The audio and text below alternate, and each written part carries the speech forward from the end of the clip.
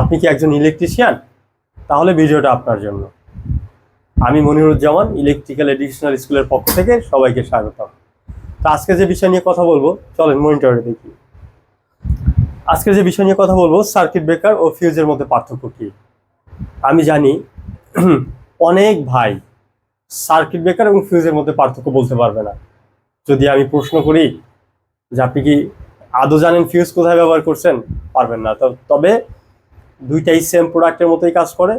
চলুন এর বিস্তারিত আমরা জেনে নেই।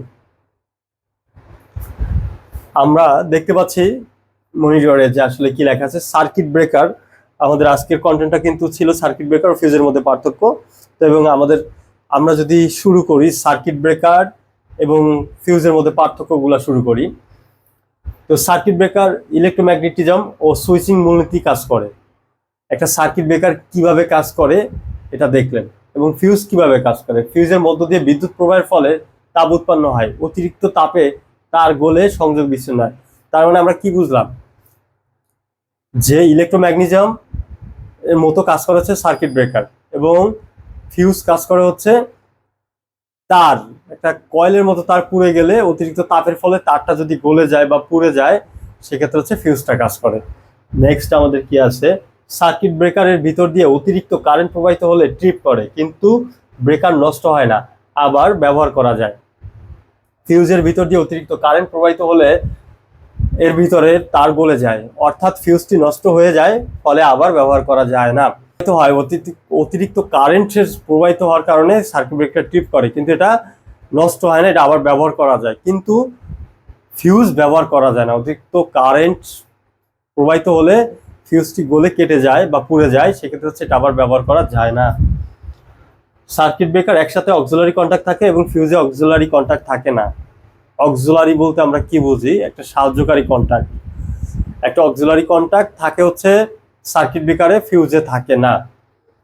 এবং circuit breaker on off switch হিসাবে ব্যবহার করা যায়, ফিউজ অন অফ সুইচ হিসাবে ব্যবহার করা যায় না। সার্কিট ব্রেকার আমি আগেও বলেছি, আরো আগে একটা সার্কিট ব্রেকার ভিডিওতে, যে সুইচ, সার্কিট ব্রেকারটা অন অফ করার মতো একটা সুইচ, চাইলে এটা অন করতেও পারি, অফ করতেও পারি, কিন্তু ফিউজ করা যায় না। সার্কিট ব্রেকার ওভারলোড এবং শর্ট সার্কিট হলে কাজ করে, ফিউজ ওভারলোডে কাজ করে। তার মানে আমরা কি বুঝলাম, এখান থেকে বোঝা যাচ্ছে যে সার্কিট ব্রেকার শুধুমাত্র ওভারলোড এবং শর্ট সার্কিটে কাজ করে, আর ফিউজ শুধু একটাতে কাজ করে, সেটা হচ্ছে ওভারলোডে কাজ করে। তো এটা খুব ভালো করে আমাদের মাথায় নিতে হবে যে শর্ট সার্কিট এবং ওভারলোডে সার্কিট ব্রেকার কাজ করে। সার্কিট ব্রেকারের দাম বেশি, ফিউজের দাম কম, এটা একটা তুলনামূলক পার্থক্য। সার্কিট ব্রেকারের দাম বেশি, ফিউজের দাম কম। তাহলে আমরা এই যে পার্থক্যগুলো বুঝলাম, আমরা কি জানি আমরা সার্কিট ব্রেকার কোথায় লাগাই? আমরা সার্কিট ব্রেকার সাধারণত হাউস ওয়ারিং এর ক্ষেত্রে বাসা বাড়িতে লাগাতে পারি। বাসা বাড়ির জন্য আলাদা সার্কিট ব্রেকার আছে, সিঙ্গেল পোল, ডাবল পোল।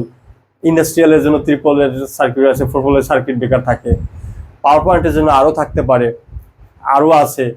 তো আমরা যে এই যে বিষয়গুলা, ফিউজ আমরা সাধারণত কোথায় ব্যবহার করা হয়, আপনি যদি আমাকে বলেন বা আমি যদি আপনাকে প্রশ্ন করি ফিউজ কোথায় ব্যবহার করা হয়, ফিউজ কিটক্যাট ফিউজ বাসা বাড়িতে ইউজ করা হয়, যেটা আমরা সিরামিকের ফিউজটা দেখছি অনেক আগে থেকে। তার সাথে হচ্ছে একটা ফিউজ আমরা দেখতে পারি গাড়িতেও ব্যবহার করা হয়।